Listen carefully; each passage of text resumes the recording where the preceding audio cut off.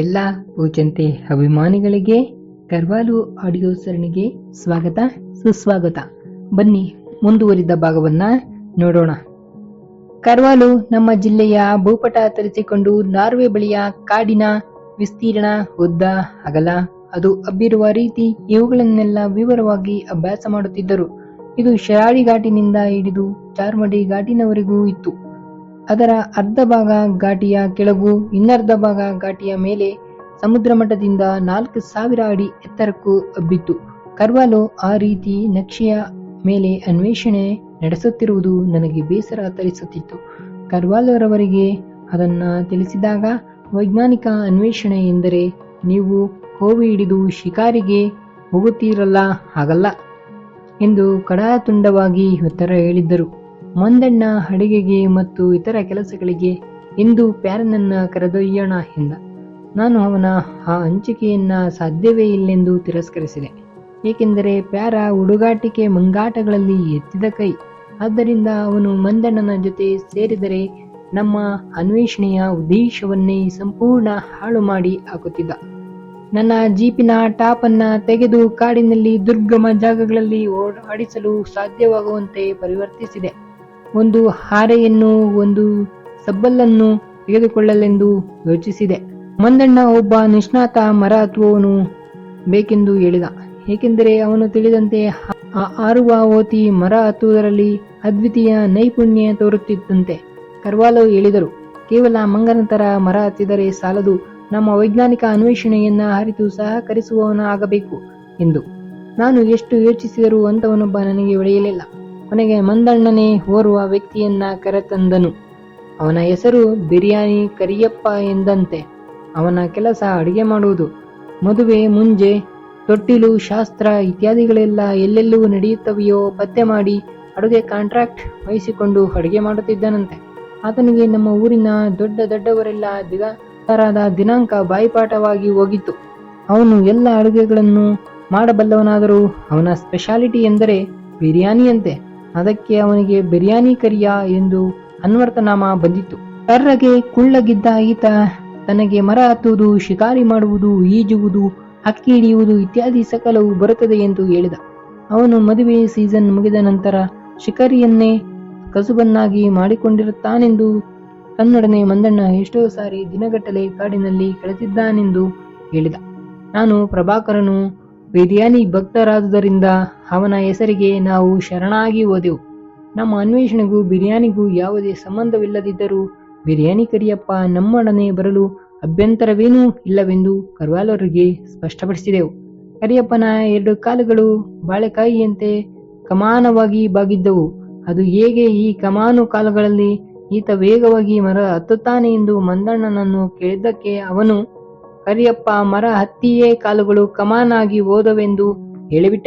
ಕರ್ವಾಲೋ ಈ ಸಮಯದಲ್ಲಿ ಇನ್ನೂ ನಕ್ಷೆಗಳ ನಡುವೆಯೇ ಗುದ್ದಾಡುತ್ತಿದ್ದರು.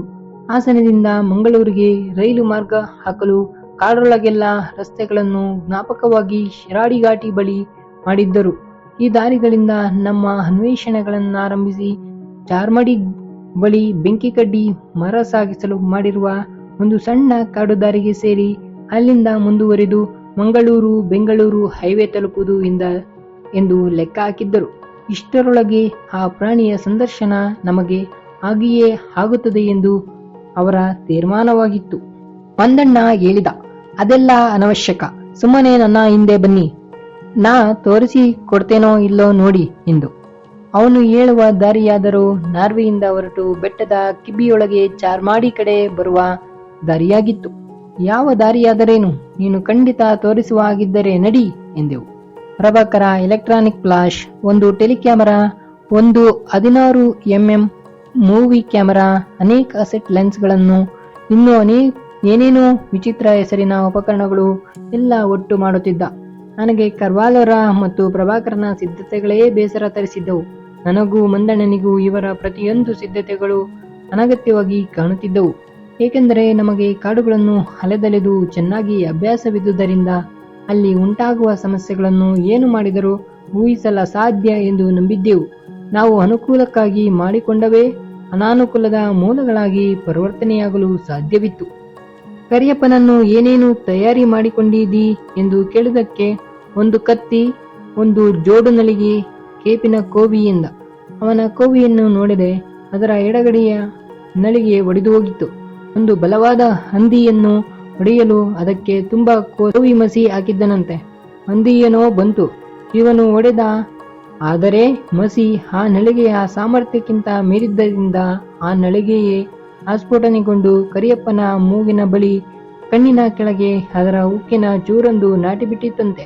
ಇಲ್ಲಿ ಮುಟ್ಟಿ ನೋಡಿ, ಈಗಲೂ ಗಟ್ಟಿಯಾಗಿ ಸಿಗ್ತದೆ ಎಂದು ಮೂಗಿನ ಪಕ್ಕವನ್ನು ಬೆರಳಿನಿಂದ ಒತ್ತಿ ತೋರಿಸಿದ. ನಾವೇನು ಅದನ್ನು ಒತ್ತಿ ನೋಡಕ್ಕೆ ಹೋಗಲಿಲ್ಲ. ಈ ಮಧ್ಯೆ ಒಂದು ದಿನ ಕರ್ವಾಲು, ನೋಡಿ ನಮ್ಮ ಊಹೆ ತಪ್ಪಾಗಿದೆ ಎಂದರು. ಯಾಕೆ ಎಂದೆ. ಏನಿಲ್ಲ, ಅವತ್ತು ಮಾವ್ ಬಿಗಳು ನಮ್ಮ ದೇಶದಲ್ಲಿ ಇಲ್ಲ ಎಂದಿದ್ದೆ. ಅದು ಸರಿಯಲ್ಲ. ನಮ್ಮಲ್ಲೂ ಇವೆ. ಆದರೆ ಕಾಕಿ ಬಟ್ಟೆ, ಪೇಟ ಕಟ್ಟಿಕೊಂಡು ಪೊಲೀಸ್ ಅಂತ ಹೆಸರಿಟ್ಟುಕೊಂಡಿವೆ ಎಂದರು. ನನಗೆ ಸರಿಯಾಗಿ ಅರ್ಥವಾಗದೆ, ಯಾಕೆ ಸರ್, ಏನಾಯ್ತು ಎಂದೆ. ಕರ್ವಾಲು, ನೋಡಿ, ಲಕ್ಷ್ಮಣ ಬಂದಿದ್ದ, ಒಬ್ಬ ಪೊಲೀಸ್ನವನು.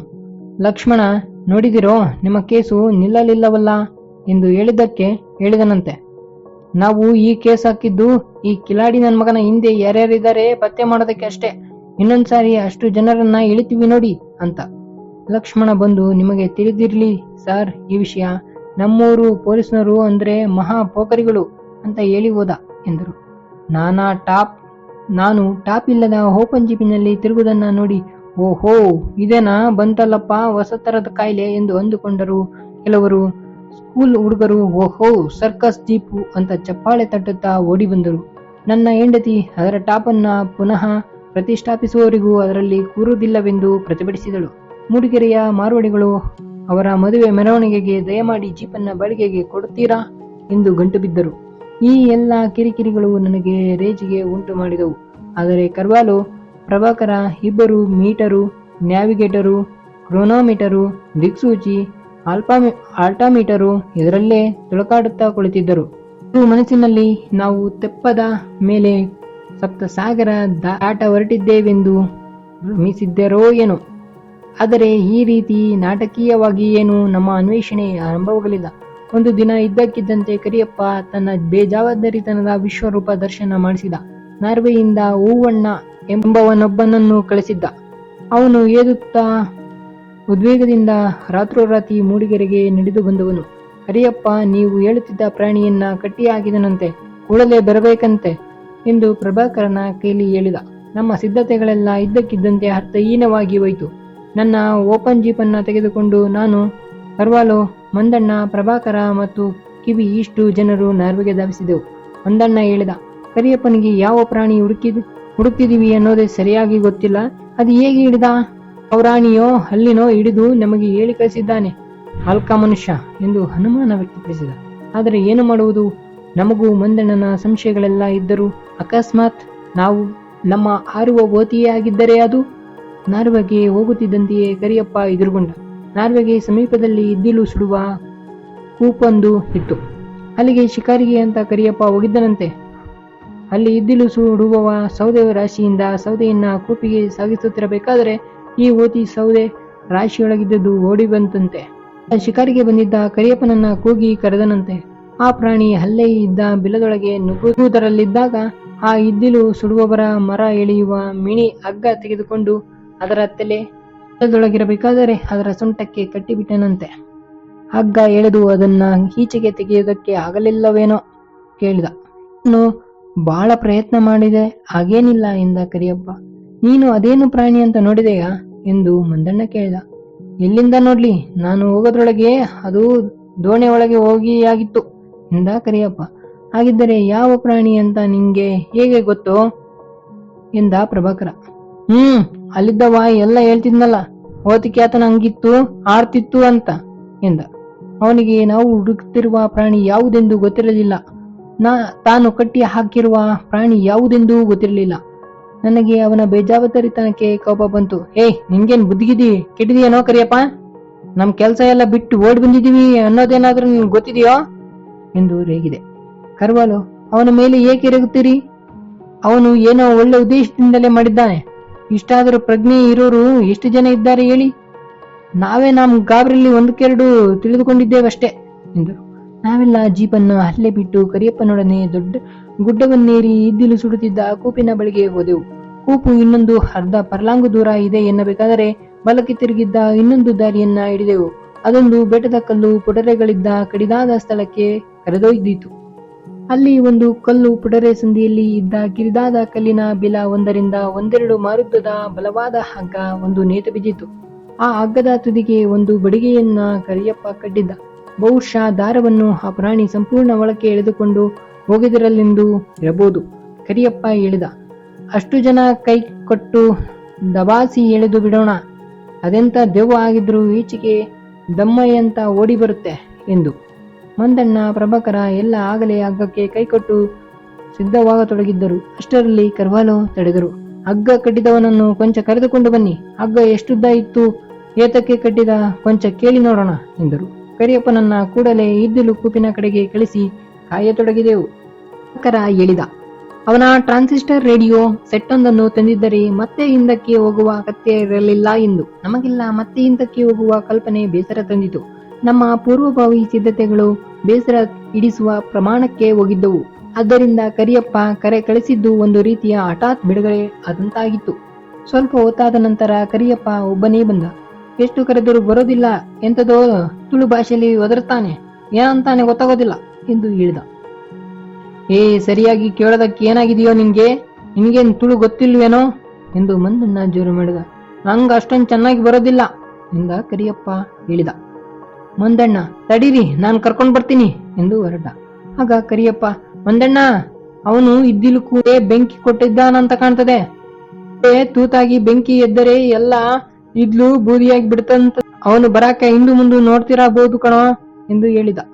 ಅದೇನಂತ ಒಂದ್ಸಾರಿ ಸರಿಯಾಗಿ ನೋಡ್ಕೊಂಡ್ ಬರ್ತೀನಿ ಕಣೋ ಎಂದು ಮಂದಣ್ಣ ಮುಂದುವರಿದ. ಅನವಶ್ಯಕ ಗಲಿಬಿಲಿ ನೋಡಲಾರದೆ ನಾನು ಮಂದಣ್ಣನ ಜೊತೆಗೆ ಹೊರಟೆ. ಇದ್ದಿಲು ಕೂಪಿನ ಬಳಿ ಒಂದು ಮಸಿ ಹಿಡಿದ ಬಡಕಲು ಆಕೃತಿ ಕ್ಯಾನ್ವಾಸ್ ಶೂ ಹಾಕಿಕೊಂಡು ನಿಂತಿತ್ತು. ಹಿಂದೆಯದ ಹೆಂಗಸು ಒಂದು ದೊಡ್ಡ ಕುಕ್ಕೆಯಲ್ಲಿ ಒದ್ದೆ ಮಣ್ಣು ಇಟ್ಟುಕೊಂಡು ತೂತಾಗಿ ಹೊಗೆ ಹೊರಟ ಕಡೆಗಳಿಗೆಲ್ಲ ಮಣ್ಣು ಮೆಚ್ಚುತ್ತಾ ನಿಂತಿದ್ದಳು. ಆ ಗುಡ್ಡೆಯ ಬಳಿ ಅಗಾಧ ಶಾಖ ಹೊರಹೊಮ್ಮುತ್ತಿತ್ತು. ಮಂದಣ್ಣ ಇದ್ದಿಲು ಸುಡುವವನ ಸಮೀಪಕ್ಕೆ ಹೋಗಿ ತುಳು ಭಾಷೆಯಲ್ಲಿ ಏನನ್ನೋ ಹೇಳಲಾರಂಭಿಸಿದ. ಅದಕ್ಕೆ ಆತ ಕೈಯನ್ನು ವಿಚಿತ್ರವಾಗಿ ತಿರುಗಿಸುತ್ತಾ ಅಭಿನಯ ಪೂರ್ವಕವಾಗಿ ಉತ್ತರ ಕೊಡಲಾರಂಭಿಸಿದ. ಮಂದಣ್ಣ ಕೊಂಚ ಹೊತ್ತು ಆಲೈಸಿ ಮತ್ತೆ ಏನೇನೋ ಪ್ರಶ್ನೆಗಳನ್ನು ಕೇಳಿದ. ಇದ್ದಿಲು ಸುಡುವ ಸಣಕಲ ಮತ್ತೆ ತನ್ನ ಅಭಿನಯ ಮುಂದುವರಿಸಿದ.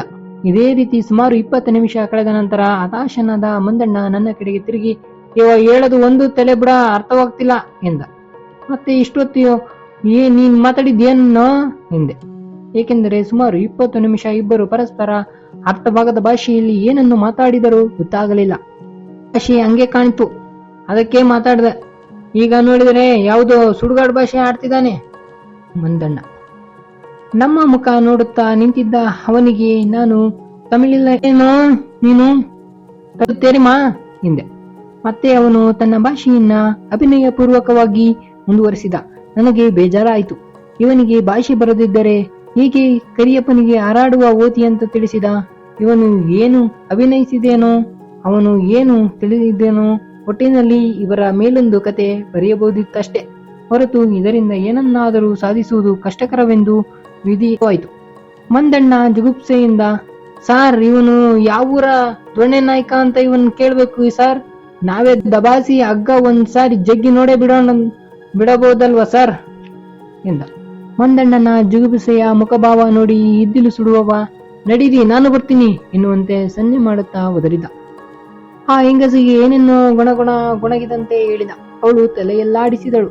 ಕರ್ವಾಲೋರವರೆದುರು ಮತ್ತು ಇವನ ಅಸಂಬದ್ಧ ಭಾಷೆ ಮತ್ತು ಅಭಿನಯಗಳ ಸರಣಿ ಸುಮಾರು 20 ನಿಮಿಷಗಳ ನಡೆಯಿತು. ಕೊನೆಗೂ ಅವನ ಅಭಿನಯ ಸಂಭಾಷಣೆಗಳಿಂದ ಅವನು ಏನೂ ತೀರ್ಮಾನ ದೊರೆಯಲಿಲ್ಲ. ಎಲ್ಲ ಹಗ್ಗ ಹಿಡಿದುಕೊಂಡು ಜಗ್ಗತೊಡಗಿದೆವು. ಅದರ ಇನ್ನೊಂದು ತುದಿ ಗೂಟಕ್ಕೆ ಸಿಕ್ಕಿದ್ದಷ್ಟು ಗಟ್ಟಿಯಾಗಿ ಇತ್ತು. ಎಳೆಯುತ್ತಾ ನಾನು, ಈ ಮಾರಾಯ ಹಗ್ಗನ ಎಂತ ಭೂತಕ್ಕೆ ಕಟ್ಟಿದಾನೋ ಏನೋ, ಯಾರಾದ್ರೂ ಒಂದು ಕೋಲನ್ನಾದರೂ ಹಿಡಿದುಕೊಂಡಿದ್ದರೆ ಒಳ್ಳೆದಿತ್ತು ಎಂದೆ. ಏನು ಯೋಚನೆ ಮಾಡಬೇಡ್ರಿ, ಹಂಗೇನಾದ್ರು ಸಮಯ ಬಂದ್ರೆ ನನ್ನ ಹತ್ರ ಕತ್ತಿ ರೆಡಿ ಉಂಟು ಎಂದು ಕರಿಯಪ್ಪ ಒಡಿಯಾಣದ ಬಟ್ಟಗತ್ತಿ ಜ್ಞಾಪಿಸಿದ. ಸುಮಾರು 1 ಗಂಟೆ ಎಳೆದ ಮೇಲೆ ಹಗ್ಗದ ಆಚೆಯ ತುದಿಯ ವ್ಯಕ್ತಿಗೆ ಕೈ ಸೋತಿತೆಂದು ಕಾಣುತ್ತದೆ. ಹಗ್ಗ ನಿಧಾನವಾಗಿ ಒಂದೊಂದೇ ಗೇಣಾಗಿ ಹೊರಬರತೊಡಗಿತ್ತು. ಇತ್ತ ಕರಿಯಪ್ಪ ಮುಂದೆ ನಿಂತು ಎಲ್ಲರನ್ನೂ ಹುರಿದುಂಬಿಸುತ್ತಾ ಹಗ್ಗ ಜಗ್ಗುತ್ತಿದ್ದ. ಮಂದಣ್ಣ, ಇದು ಗ್ಯಾರಂಟಿ ಹುಡ ಇರ್ಬೇಕು, ಇಲ್ದಿದ್ರೆ ಇನ್ಯಾವ ಪ್ರಾಣಿಗೆ ಇಂಥ ಹಿಡಿತಾ ಇದೆ? ಹಿಂದಿನ ಕಾಲದಾಗೆ ಇದರ ಸೊಂಟಕ್ಕೆ ಹಗ್ಗ ಕಟ್ಟಿ ಕೋಟೆ ಹತ್ತುತ್ತಿದ್ರಂತೆ ಎಂದೇನೋ ಮಾತಾಡುತ್ತಿದ್ದ. ಅಷ್ಟರಲ್ಲಿ ಹಗ್ಗ ಹಠಾತ್ತನೆ ಸಡಲವಾಗಿ ಹೋಯ್ತು.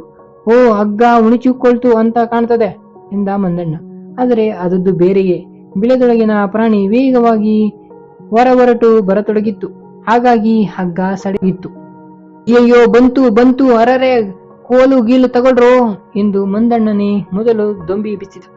ಓಹೋ ಓಹೋ ಅರರೆ ಇತ್ಯಾದಿ ಉದ್ಗಾರಗಳ ಗೊಂದಲ ಒಂದು ಎದ್ದಿತು. ಮುಸಿ ಸುಡುವ ಪ್ರಭಾಕರ, ಕರಿಯಪ್ಪ ಎಲ್ಲ ಎಬ್ಬಿಸಿದ ಗೊಂದಲ ನಿಂತಾಗ ಕರಿಯಪ್ಪ ಮಿಂಚಿನ ವೇಗದಲ್ಲಿ ಒಂದು ದೊಡ್ಡ ಬಲವಾದ ಉಡುವನ್ನ ಕತ್ತಿಯಿಂದ ಒಡೆದು ಅದರ ಹೊಟ್ಟೆಯಲ್ಲಿ ಒಂದು ದೊಡ್ಡ ಗಾಯ ಮಾಡಿ ಹಾಕಿದ್ದ. ಆ ಕಟ್ಟು ಮಸ್ತಾದ ಬಲಶಾಲಿ ಉಡ ಒದ್ದಾಡತೊಡಗಿತು. ಹಗ್ಗ ಕಟ್ಟಿದ್ದು ಇನ್ನು ಅದರ ಸೊಂಟದಲ್ಲೇ ಇತ್ತು. ಮಸಿ ಸುಡುವ ಬಡಕಲನ ಎಡಗೈ ಗಾಯವಾಗಿ ರಕ್ತ ಬರುತ್ತಿತ್ತು. ಆತ ಕರಿಯಪ್ಪನಿಗೆ ಅದನ್ನು ತೋರಿಸಿ, ನೀನೇ ಕತ್ತಿ ತಾಗಿಸಿ ಗಾಯ ಮಾಡಿದ್ದು ಎನ್ನುವಂತೆ ಅಭಿನಯಿಸುತ್ತಾ ಬಯ್ಯತೊಡಗಿದ. ಕರಿಯಪ್ಪ ಅವನ ದೂರನ್ನು ತೀರಾ ನಿಕೃಷ್ಟವಾಗಿ ಕಂಡು, ಹೋಗ ಉಡಾನ ಉಗುರ್ತಾಗಿ ಆಗಿದ್ದು ನಾ ಮಾಡಿದ್ದಂತೆ ಎಂದು ತಾತ್ಸಾರ ಮಾಡಿದ.